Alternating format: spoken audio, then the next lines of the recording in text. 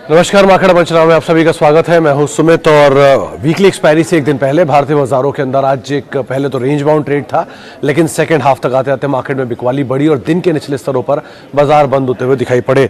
दो तीन चीजें सबसे क्रूशियल, पहले तो जो बीएससी के मेजरली सभी इंडेसेस थे वो लाल निशान के अंदर ही बंद होते हुए दिखाई पड़े। मेटल, फार्मा, आईटी, ये तीन ऐसे इंडेसेस थे जहां पर सबसे ज्यादा गिरावट देखने को मिली, स्पेशली आईटी जिसके नंबर्स इसी वीक से स्टार्ट होने वाले हैं और फ्राइडे को टीसीएस के नंबर्स पोस्ट होंगे। उससे ठीक पहले आईटी स्पेस के अंदर बिकवाली आते हुए दिखाई पड़ी।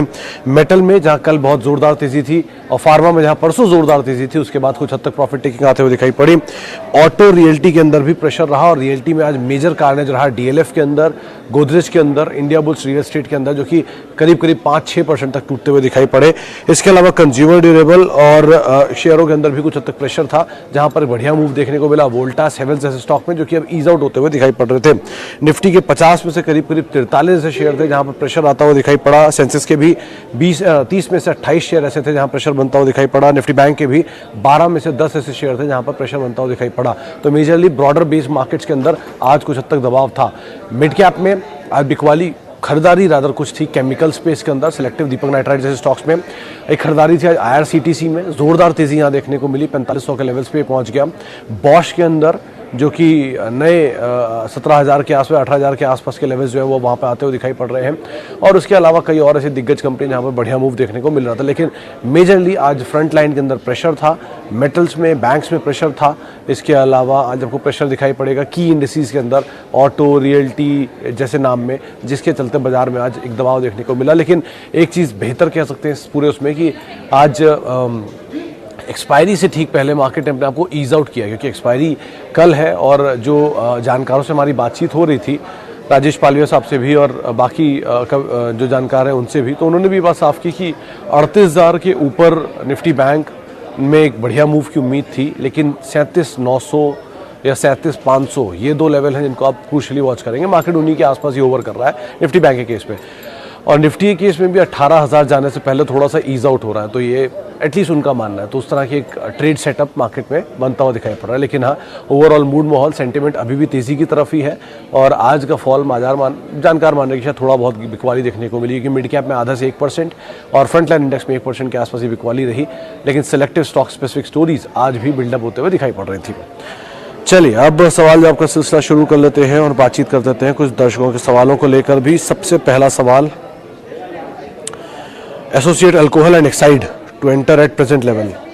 सर, अल्कोहल में अगर किसी में भी जाना है तो सबसे अच्छा तो यूनाइटेड स्पिरिट है लॉन्ग टर्म के लिए। ऑब्वियस सी बात है, डोमिनेंट है, इसके आगे कोई नहीं खड़ा होता। देश की सबसे बड़ी, दुनिया की सबसे बड़ी लीकर कंपनी की सब्सिडरी है। बियर में हेनिकेन यानी कि यूनाइटेड ब्रेवरीज, जिसकी सब्सिडरी इंडिया में लिस्टेड है। तो ये दो कंपनियां लीकर की सबसे बड़े पायनियर हैं। इन दोनों को तो आप पहले फोकस में रखेंगे किसी भी हाल में। दूसरे नंबर पे आते हैं रेडिको खैतान, जिसके ऊपर आप ध्यान दे सकते हैं लीकर स्पेस में। ये सेकंड बिगेस्ट प्लेयर है। कई जगहों पे इनका मार्केट शेयर यूनाइटेड स्पिरिट से बड़ा है कुछ प्रोडक्ट्स में। अच्छा, ये दो होने के बाद अब आते हो आप बाकी टीयर 3 कंपनीज में, जिसमें आता है ग्लोबल स्पिरिट, जिसमें आता है जीएम ब्रेवरीज, जिसमें आता है एसोसिएट अल्कोहल। और एसोसिएट अल्कोहल इनफैक्ट पैकेजिंग करता है यूनाइटेड स्पिरिट के लिए, और वही इसका की बिजनेस है। तो अगर वो पैकेजिंग करने वाली कंपनी को आप इतना पसंद कर सकते हो तो यूनाइटेड स्पिरिट्स में क्या प्रॉब्लम है। आराम से ऐड करिए, हर फॉल में ऐड करिए, कीप एडिंग और बढ़िया से होल्ड करिए।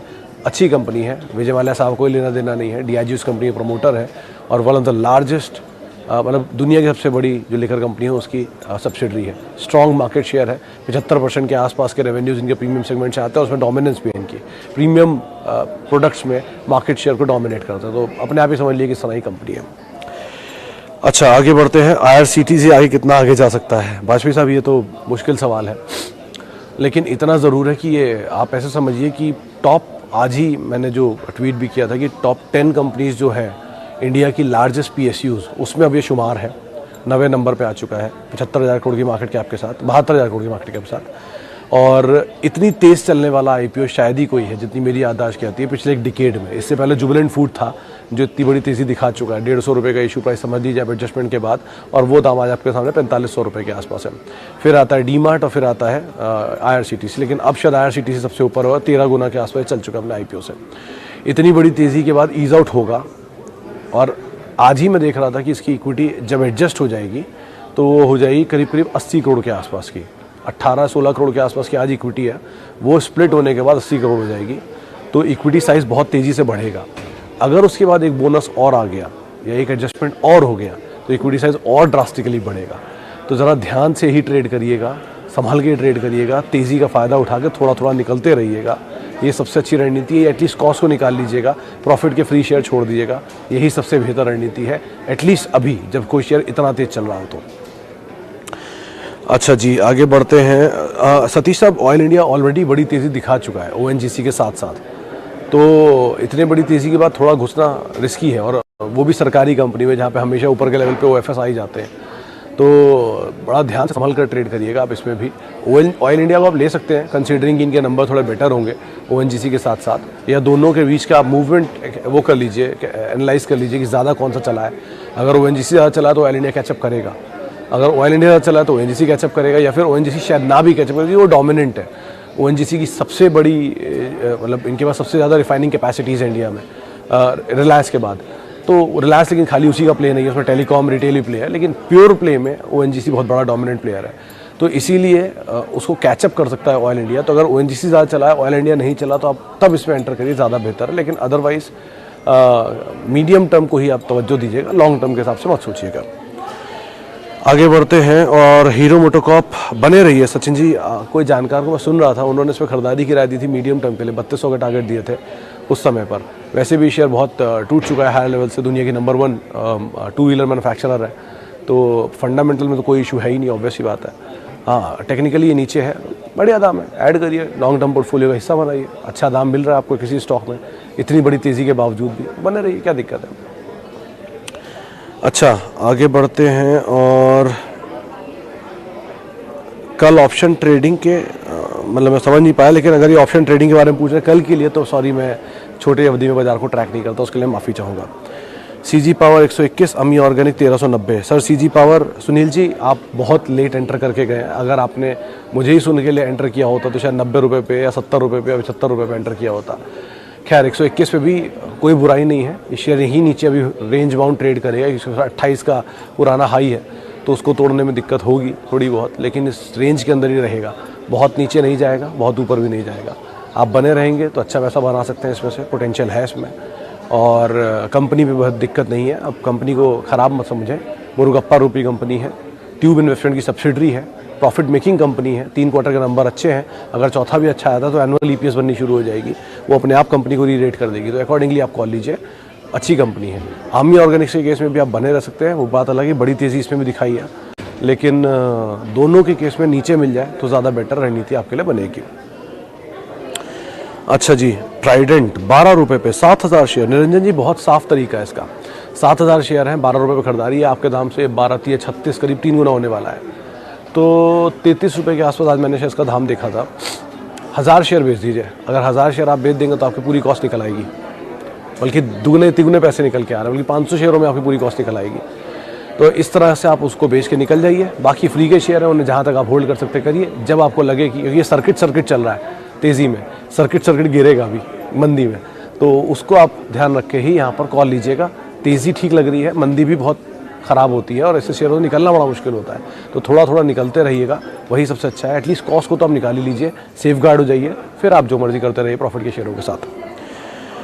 अच्छा, आगे बढ़ते हैं, और सिप्ला, सभी सब सिप्ला पहले ही मेरी बात हुई है, कंपनी अच्छी है, ग्रुप अच्छा है, प्रोडक्ट्स अच्छे हैं, फंडामेंटल भी बढ़िया है, लेकिन टाइम बहुत लेता है। और फार्मा वैसे भी अभी टेल विंड नहीं में, हेडविंड में ज़्यादा है, हेडविंड मतलब सामने से दिक्कतें आ रही हैं, तो बेटर यही है कि आप ऐड कर सकते हैं थोड़ा थोड़ा, एक बार में आउटराइटली मत खरीदिएगा। और फार्मा में बहुत अच्छी अच्छी कंपनियाँ और भी अच्छे दाम पर हैं, औरबिंदो जैसी कंपनियाँ, बायोकॉन जैसी कंपनियाँ, फाइजर जैसी कंपनियाँ, सिंजिन, ऐसे बहुत सारे नाम हैं जिनको आप देख सकते हैं, तो उनमें आप एक बार को थोड़ा थोड़ा पोजीशन ऐड कर सकते हैं, लेकिन SIP वे में जाएं, एक बार में आउटराइटली इसके अंदर खरीदारी ना करें। ऑब्वियस बात है, आप बढ़िया निफ्टी कंपनी थी एक समय पर, उस पर आप खरीदारी की बात करें तो आप धीरे धीरे ऐड कर सकते हैं पोजीशंस को। अच्छा, आगे बढ़ते हैं, और HDFC 1588। यश साहब, अगर ये शॉर्ट टर्म का टारगेट है तो मैं माफ़ी चाहूँगा, लॉन्ग टर्म ब्रोकर 1850 1900 के टारगेट से यहाँ दे रहे हैं, और उस हिसाब से आप रणनीति रखें, और पोर्टफोलियो का हिस्सा बनाने वाला स्टॉक है। 1-2 दिन, 2-4 दिनों के लिए इसको मत देखें, ज़्यादा बेटर यही रहेगा। अच्छा, मेघमानी फिनकेम, अरे ये स्टॉक मयूर जी बड़े सही दाम पे आपने ले लिया, 650 रुपये पे। मैंने कल 990 देखा था शायद, 980 990 रुपये। अभी भी आज भी सर्किट ही होगा अगर नहीं देखा मैंने, लेकिन आज के लिए भाव। लेकिन हाँ, आपको प्रॉफिट अच्छा हो रहा है, इसमें कोई दो राय नहीं है। बेटर यही कि इस तरह के शेयरों में थोड़ा थोड़ा पैसा लेकर निकलते रहें। किसी भी शेयर में इस समय आप जब बाजार में बहुत अच्छा प्रॉफिट कमा रहे हैं तो कमा के थोड़ा सा पैसा लेकर निकलना में कोई बुराई नहीं है। एटलीस्ट आपकी कॉस्ट के पैसे तो आप निकाल ही सकते हैं। दूसरी तरफ अगर आपका नज़रिया ही 20 साल का है, 30 साल का है, तो अपनी क्वालिटी ऑफ कंपनी को चेक कर लीजिए और उसके हिसाब से आप बने रहिए। फॉल का इस्तेमाल करिए और नई पोजीशन ऐड करिए। तो दोनों तरह के विकल्प आपके सामने, या तो आप खरीदारी करके थोड़ा बहुत प्रॉफिट लेकर निकल जाए, या फिर आप अगर लॉन्ग टर्म इन्वेस्टर हैं और आपको लगता है ये कंपनी बहुत अच्छी है तो आप बने रहें, नीचे और ऐड कर लें।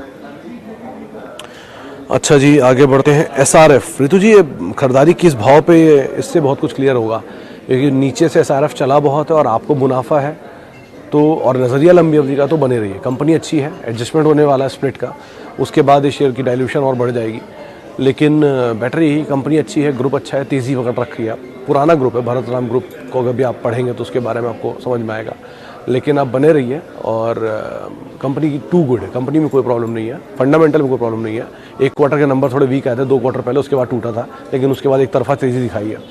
तो बेटर यही है कि आप अगर लंबी अवधि के लिए निवेशित हैं तो आप बने रहिए। छोटी अवधि में तो आपकी कॉल आपको अपने हिसाब से लेनी होगी, किस तरह का प्रॉफिट आप लेकर निकलना चाहती हैं या आपकी सिचुएशन किस तरह की है। अच्छा, आगे बढ़ते हैं। And Nestle India future outlook for 5 year. Shivam ji, कभी इस कंपनी के बारे में पढ़िएगा तो आपको खुद रियलाइज़ होगा ये कंपनी है क्या। जितना मैं इस कंपनी के बारे में जानता हूँ, मैगी में इनका जो डोमिनेंस है वो 70+% के आसपास है, यानी कि 70% ज़्यादा मार्केट शेयर ओन करते हैं मैगी में, सब नहीं खाई होती है।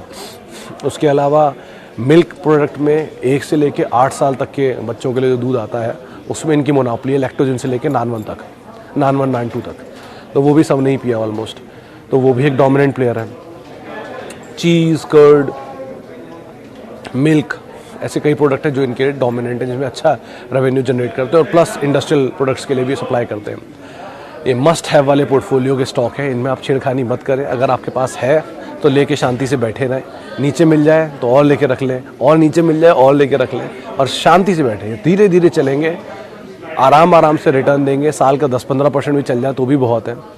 और डिविडेंड आपको मिल ही रहा है, 100 रुपये के आसपास डिविडेंड, 125 रुपये के आसपास डिविडेंड पिछले साल दिया था, तो वो डिविडेंड आपको मिल ही रहा है। तो डिविडेंड खाइए, बने रहिए, पोर्टफोलियो में ऐड करिए, इस तरह की सिचुएशन के साथ करिए। 5 साल नहीं, 15 साल के लिए भी आप इनको ऐड कर सकते हैं, कोई रिस्क नहीं है।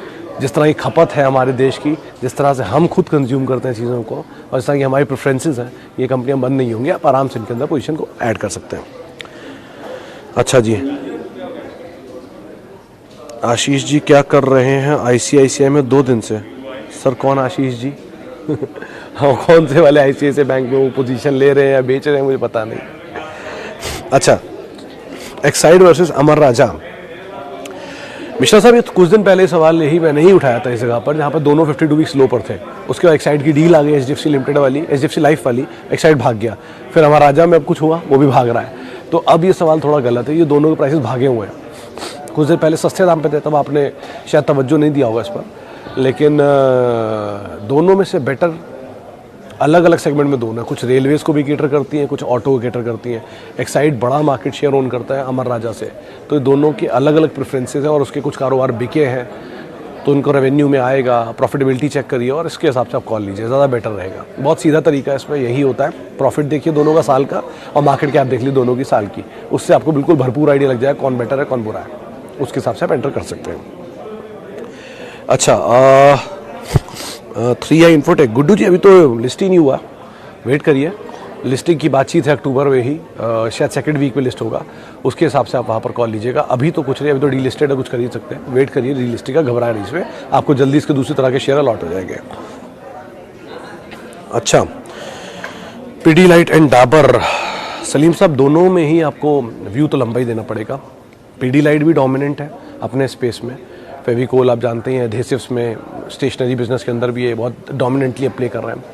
और डाबर तो ऑलरेडी 100 साल पुरानी कंपनी है ही, एग्रो उसके अंदर आयुर्वेदा के अंदर, और धीरे धीरे वो पूरी एफएमसीजी बन चुकी है। तो कंपनियां दोनों अच्छी हैं और दोनों ही लंबी अवधि के लिए है, लेकिन पूरी तरह से एफएमसीजी में उतर जाना भी एडवाइजेबल नहीं है। तो पोर्टफोलियो कुछ हिस्सा जो आप डालना चाहते हैं एफएमसीजी में, उसको आप इन दोनों में डाल सकते हैं, कोई दिक्कत नहीं है, लेकिन लंबी अवधि के लिए। अच्छा, लास्ट सवाल और लेते हैं, बालकृष्ण इंडस्ट्रीज, विजय जी का सवाल है। विजय जी, बालकृष्ण इंडस्ट्री के केस में आप बने रह सकते हैं, जिस तरह के सेगमेंट में डील करते हैं, सबसे बड़े टायर्स जो बनते हैं वो ये बनाते हैं, अच्छी कैपेसिटीज़ हैं, रिसेंटली उन्होंने कैपेसिटी ऐड भी की थी और शेयर भी बहुत कम चला है, वैल्यू वाइज भी इतना बुरा नहीं है, ग्रुप भी ठीक है, तो आप बने रहिए, नीचे मिल जाए आप ऐड भी कर सकते हैं। अच्छा, चलते चलते India bulls real estate and Tata com, दोनों में आप बने रहिए, ना इंडिया बुल्स रियल एस्टेट को बेचिए और ना टाटा कॉम आज की तेज़ी देख के बेचिएगा। 1520 रुपये आज पहुंच गया है वो सरक सरक के, लेकिन अभी भी उन दोनों में बहुत स्टीम बाकी है, स्पेशली टाटा कॉम में बहुत स्टीम बाकी है, तो आप उस हिसाब से उसको देखिएगा। 1170 रुपये में टाटा ग्रुप ने स्टेक खरीदा है, तो आप खुद ही अंदाज़ा लगा लिए कितनी वैल्यू बाकी होगी। लास्ट टाइम उन्होंने 200 रुपये पर खरीदा था, वो उसके बाद 1170 आया। अभी भी सरकार इसमें झुंझुनवाला साहब की हिस्सेदारी है 1.5% के आसपास की, और टाटा ग्रुप भी है, तो आप दोनों में ही एटलीस्ट बने रह सकते हैं, लेकिन ज़्यादा तवज्जो आप शायद टाटा कम्युनिकेशन को दे सकते हैं। ब्रोकरेज हाउस टारगेट 1650 रुपये कल परसों में आए थे, अकॉर्डिंगली आप कॉल ले सकते हैं। चलिए, फिलहाल अब इतने सवालों को मैं शामिल करूंगा, माफ़ी उन सभी लोगों से जिनसे आज हम बातचीत नहीं कर पाए, और बहुत बहुत शुक्रिया उन सभी लोगों का जिन्होंने हमसे सवाल पूछे, इस कार्यक्रम का हिस्सा बने।